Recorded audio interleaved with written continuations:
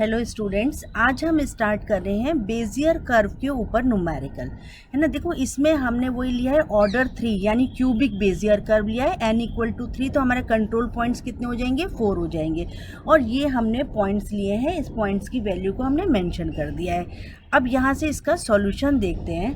देखो सॉल्यूशन क्या होता है हमारा, पी यू जो हमने इक्वेशन होती है बेजियर कर्व की इक्वेशन, वो क्या इक्वेशन होती है हमारी 1 माइनस यू क्यूब। या भी पीछे जो वीडियो है उसमें देख लेना जिसमें सॉल्व करा है इसको, है ना। 1 माइनस यू का square then P2 plus 3u square 1 minus u then P3 and u cube P4, ठीक है। और u की वैल्यू क्या होती है, 0 से 1 के बीच में होती है। अब यहाँ से हमारा क्या है, Pu जो है हमारा, where Pu is the point on the curve, क्या P1, P2, P3 and P4। अब देखो हम इसमें क्या लेते हैं, u की वैल्यू हमारे को लेनी है 0 से 1 के बीच में। तो u की वैल्यू को हम ले सकते हैं, देखो 0, फिर 1/2, 3/4 एंड 1। तो देखो ये 0 से 1 के बीच में इसकी 4 वैल्यूज़ आ गई। अब एक एक वैल्यूज़ का हम इसका निकालेंगे, इसका क्या आता है। अब देखो सबसे पहले हम अगर 0 का निकालते हैं तो देखो इस इक्वेशन में अगर ये जो हमारी इक्वेशन नंबर 1 है, इसमें अगर हम u इक्वल टू 0 पुट करते हैं तो क्या आएगा, देखो यहाँ से 1 माइनस 0 है ना, तो ये क्या हो जाएगा P1। देन फिर आगे मल्टीप्लिकेशन में u है तो यानी 0 ही हो जाएगी, ये भी मल्टीप्लिकेशन में u है 0 हो जाएगा, ये भी 0 हो जाएगा। तो सिर्फ बचा क्या हमारे पास में P1, और P1 की फर्स्ट वैल्यू कितनी थी, a की वैल्यू है 1,1, तो यानी इसकी वैल्यू आ जाएगी 1,1। अब नेक्स्ट वैल्यू देखते हैं कि नेक्स्ट वैल्यू क्या आएगी हमारी। देखें नेक्स्ट वैल्यू है हमारे पास में P1/2, क्योंकि u हमारा 1/2 है तो इसकी वैल्यू हम निकालते हैं। देखो 1/2 क्यूब देन P1, फिर 3/2 then 1 minus 2 square then P2 3, 1/2 then 1 minus 1। बस इस इक्वेशन में ना, ऊपर वाली इक्वेशन में u की वैल्यू को हम पुट कर रहे हैं। देन क्यूब P4 ये आ गई हमारे पास में, ठीक है। अब इसको हमने ओपन करा तो ये क्या आई 1/8 और P1, ठीक है। फिर क्या आई हमारे पास में 3/8 P2, फिर प्लस, फिर अगेन 3/8 P3, फिर 1/8 P4, ठीक है। अब यहाँ से P1 की वैल्यू कितनी है 1,1, जो पॉइंट्स ऊपर दे रखे हैं वो है हमारे 3/8, ये जो 2,3 देन 3/8 इज 4,3 एंड 1/8 6,4। अब देखो ये x है ये y है, तो इसमें ये x है ये y है, x है ये y, तो ऐसी x को सेपरेट कर देंगे और y को सेपरेट करेंगे। तो देखो प्लस 3/8 इंटू 2 इसकी वैल्यू, प्लस 3/8 इंटू 4 यहाँ से ये वैल्यू, 1/8 इंटू 6, तो ये तो हमारी x का आ गया, है ना। उसके बाद ये 1/8 into 1 plus 3/8 into 3 plus 3/8 into 3 plus 1/8 into 4।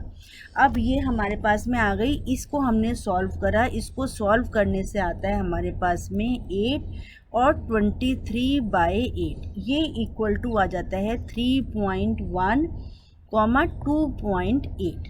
ये इसकी वैल्यू आ गई x और y की। अब हम नेक्स्ट वाले के लिए कैलकुलेट करेंगे।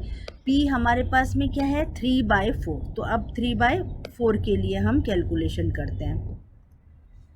देखो 3/4 के लिए हमारी क्या आएगी कैलकुलेशन, तो अब यहाँ से आएगा 1 minus 3/4 cube P1 plus 3 into 3/4 1 minus 3/4 square P2 plus 3 into 3/4 square 1 minus 3/4 into P3 plus 3/4 की क्यूब P4, ये आ गई।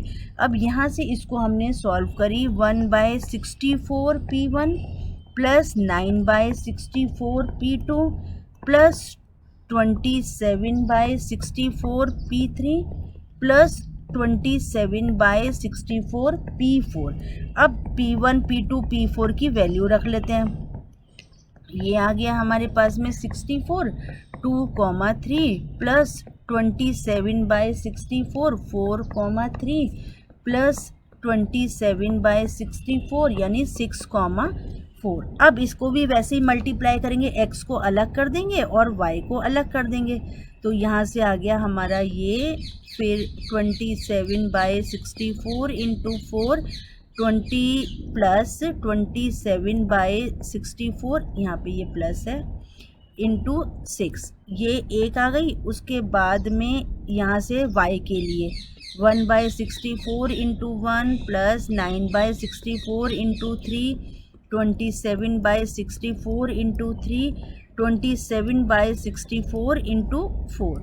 अब इसको सॉल्व करके हमने जो निकाले पॉइंट्स वो आ गए 4.51 और 3.37, ये वैल्यूज़ आ गई।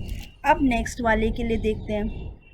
देखो नेक्स्ट वाले के लिए हमारे पास में क्या है, p का जो u है हमारा वो है 1, u की वैल्यू क्या है 1। तो अब देखो 1 जब हम रखेंगे इक्वेशन के अंदर तो हमारे पास में क्या इक्वेशन आएगी, सिर्फ हमारी बचेगी, बाकी तो सब ज़ीरो हो जाएगा, सिर्फ इक्वेशन में बचेगा P4 जो लास्ट वाली वैल्यू है, और उसकी क्या है हमारे पास में 6,4 है, तो 6,4 आ गया।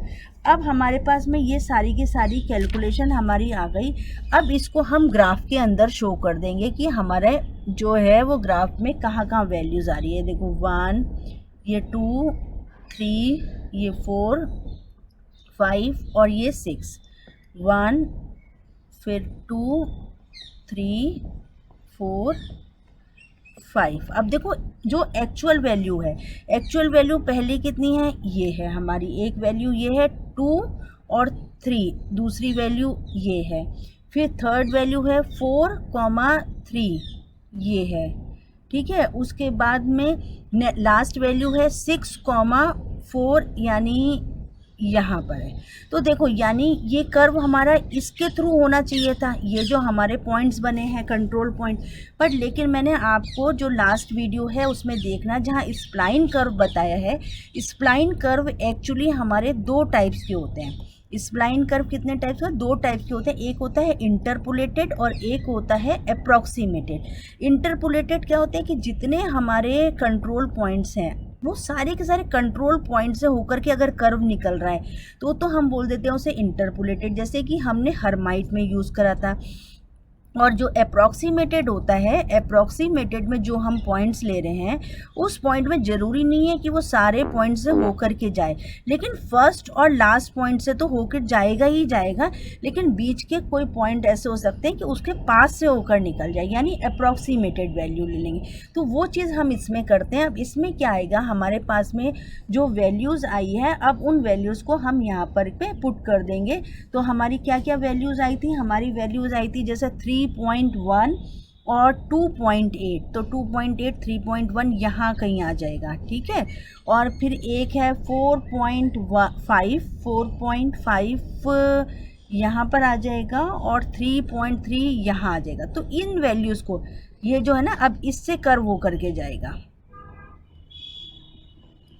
यहाँ से कुछ, मतलब इस तरह से जो भी बनेगा कर्व वो आप एग्जैक्टली बना के देख लेना ग्राफ पेपर पे, तो वो उसमें उसके थ्रू होकर के पास होगा। वैसे उसमें क्या होगा एक्चुअली जो हमारा कंट्रोल पॉइंट है ना वो यहाँ पर होगा कंट्रोल पॉइंट, क्योंकि कंट्रोल पॉइंट्स के अंदर कर्व जाता है, बाहर से नहीं जाएगा, कंट्रोल पॉइंट्स के अंदर से जाएगा। जैसे हमने ये अगर 4 पॉइंट लिए हैं तो कंट्रोल पॉइंट्स के अंदर से होकर के कर्व जाएगा ऐसे। तो उस तरह से आप एग्जैक्टली बना के देख लेना। मेरा शायद ठीक नहीं बना, ये थोड़ा सा बाहर हो गया है। तो बाकी यही हमारा इसका न्यूमेरिकल है बेजियर कर्व के ऊपर। तो ये काफ़ी पूछा भी जाता है, तो इसे आप अच्छे से देख लेना। और कोई अगर डाउट होता है तो वो आप मुझसे कमेंट बॉक्स में डाल करके डाउट भी पूछ सकते हैं। तो आई होप आपको ये समझ में आ गया होगा। और आपको अगर ये वीडियो पसंद आया हो तो आप चैनल को लाइक और सब्सक्राइब करें, है ना। Thank you students.